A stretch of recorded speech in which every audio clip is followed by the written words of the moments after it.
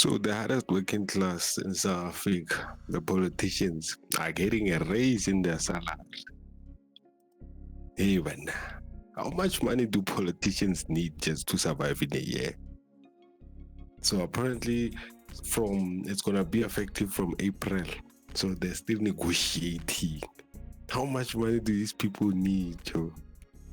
And what good did they do to get this increase in payment? Are they paying them to be negligent? Like, who knows, man? Fitz, congratulations to South Africa's hardest working people, the politicians. Yebo, while you're calculating whether bread or electricity comes first this month, they got a salary increase, Buffett. Not because things are going well, not because hospitals are fixed, not because jobs appeared, just because they're there. Wabona mo South Africa, if you're at the bottom, you must understand the economy. If you're at the top, the economy must understand you. They'll tell you it's only 3.something%. Smallanyana money, nothing to complain about. But 3% of millions is very different from 3% of nothing. You get told, be patient, times are tough, we are all suffering. Funny how suffering never reaches the parliament. Never. At the bottom, you must budget pain. At the top, they adjust salaries. And don't misunderstand me, this is not jealousy. This is logic. In real life, when performance drops, bonuses disappear. When targets are missed, belts tighten. But politics is the only job where failure comes with a raise. So if you're unemployed right now, if you're hustling just to stay alive, if you feel invisible, this system was never designed to feel you. It was designed to use your patience as fuel. And here's the painful truth nobody says out loud. They don't fear poor people. They fear organized people. They fear informed people. They fear people who stop begging and start building. So stop waiting for dignity from systems that profit from your silence. Build income, build leverage, build independence. Because every year they raise salaries at the top, they're testing one thing at the bottom. How much more can you take? South Africa, answer that. Welcome to yet another ordinary day in South Africa as we watch government officials partake in crime and corruption, and we watch the poor get poorer, the middle class decrease and shrink, and the rich get richer. It's no wonder that everyone wants to be a politician nowadays. It's because of such things, misleading the people. So Cyril Ramaphosa approved the salary increase for himself, his deputy ministers, premiers, deputies, MPs, all of them, the whole gang. Knowing very well that, this money, our taxpayer money that they are supposed to be dispersing and using it to benefit the South African people, 60% of it goes to ghost projects and corruption. Only 40% gets to be used to pay teachers, their salaries and whatnot. So from this 60% that they have mismanaged, the nerve, the disrespect, the tone deafness of them being okay with getting an increase is beyond me. President Cyril Ramaphosa has approved a 3.8% salary increase for public office bearers. These are ministers, deputy ministers, ordinary members of parliament, and premiers. And in making this decision, approving this salary hike, he considered a variety of factors, including inflation levels, as well as the country's overall fiscal affordability. Here's how much they'll be earning from April. Let's start with Deputy President Paul Mashatile. He, alongside the Speaker of Parliament, Toko Didiza, and the Chairperson of the National Council of Provinces, Refilwe Mchweni-Tsipane, will each be earning 3.28 million a year. Now, the Deputy Speaker of Parliament, that's the DA's Anli Lotriot, the Deputy Chairperson of the National Council of Provinces, as well as Deputy Ministers will each be earning 2.29 million a year, while Ministers will now earn 2.79 million. Now, as the leader of the official opposition party in Parliament, the MK Party, John Hlophe will now earn 1.86 million a year, while leaders of minority parties will earn 1.56 million. Chairpersons of parliamentary committees will be earning 1.73 million a year, while ordinary MPs will earn 1.32 million annually. Then at a provincial level, all 9 premiers will be earning 2.63 million, while their NECs and speakers in the provincial legislatures will be earning 2.3 million.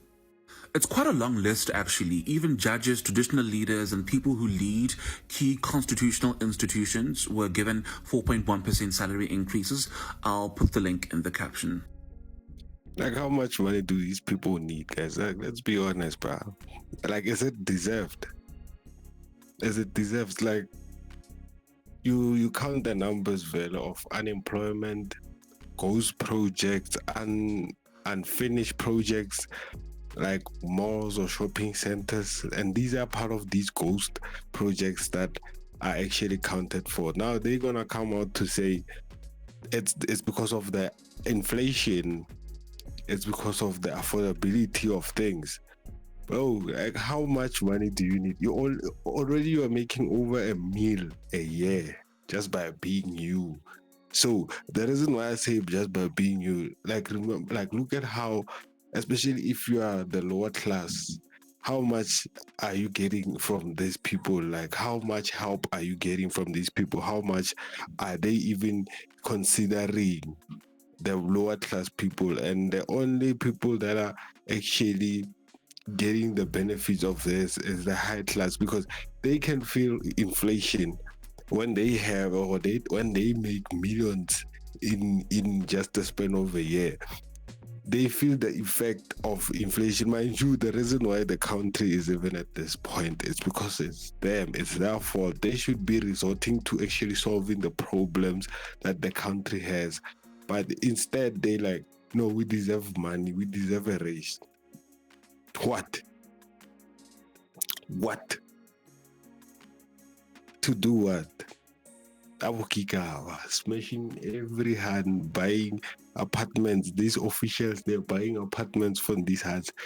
The only thing I can think of is that the G classes and the V classes are just getting too expensive for them. They just want more money. So when they are finished paying for their expensive houses, their expensive cars, they at least have money to save, because their lifestyles are too much. That's the only thoughtful reason I can think of at this point. So this article claims that we all know the ministers are getting the 3.6% salary increase, which is about 100,000 rand extra. If you know, you know. And apparently, according to this source, that Mr. Groenewald, Peter Groenewald, Peter has rejected his portion of his increase. So South Africa, again, I'm not the source. I'm not saying it's the truth. I'm not saying it's false. I want to hear, what do you think about this? What do you think about ministers and this interesting salary increase when the country is losing more jobs and people's really suffering? January was really rough on people. And what do you think about if when Peter rejected it? I think that would show a lot of character and integrity. And if he took it, there's nothing wrong with it. It's his job.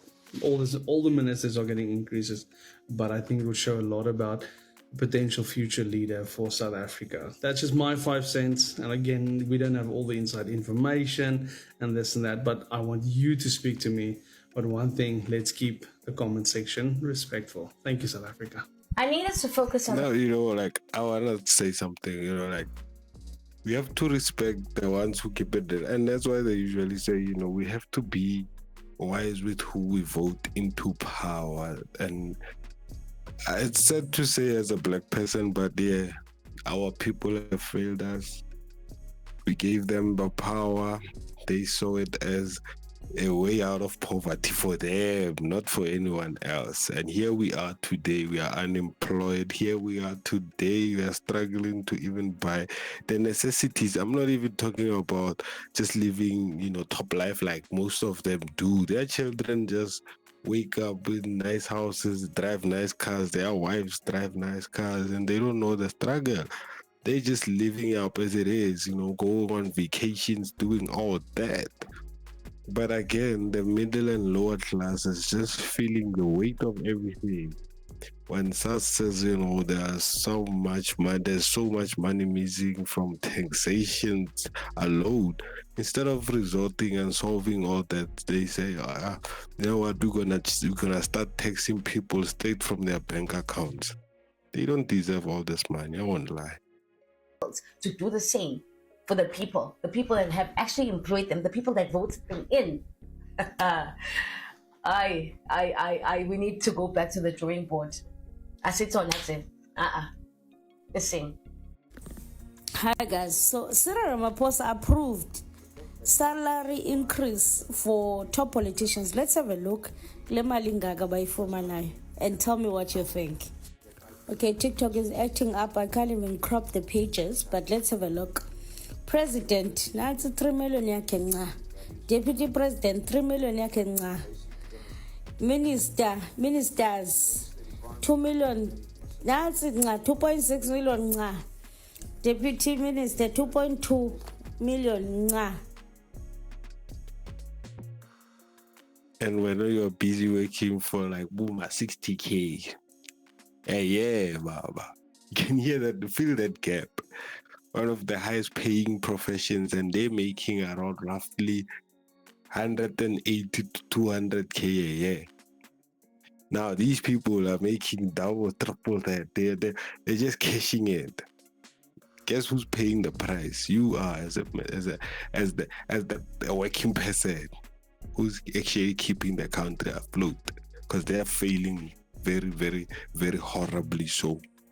So do they deserve all this money, gents? Tell me what you think, guys. I feel like they don't deserve it. It's just another greed, more greed. You know, when a black person gets greedy, yeah, they don't care about anything. It's sad. It's sad. It's very sad. What do you think, guys? Until the next video, it's a broski toy bang. Kere, ololo.